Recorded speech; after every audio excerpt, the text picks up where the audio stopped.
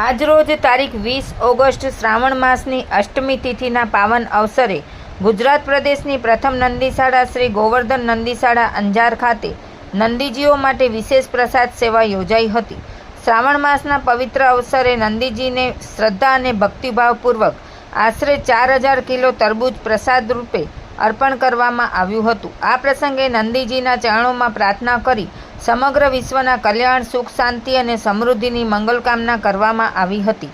સનાતન સંસ્કૃતિ તથા ગૌ સેવાનો સંદેશ સમાજમાં સતત પ્રસરતો રહે તેવી પ્રાર્થના સાથે આયોજિત આ મહાપ્રસાદ સેવામાં ભક્તોએ ભાવપૂર્વક ભાગ લીધો હતો।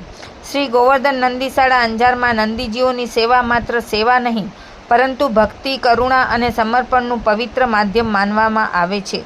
સચ્ચિદાનંદ સંપ્રદાયના મહંત ત્રિકમદાસજી મહારાજના માર્ગદર્શન હેઠળ યોજાયેલી આ પ્રસાદ સેવામાં 4000 કિલો તરબૂચનો મહાપ્રસાદ નંદીજીઓને અર્પણ કરી વિશ્વ કલ્યાણની મંગલકામના કરવામાં આવી હતી।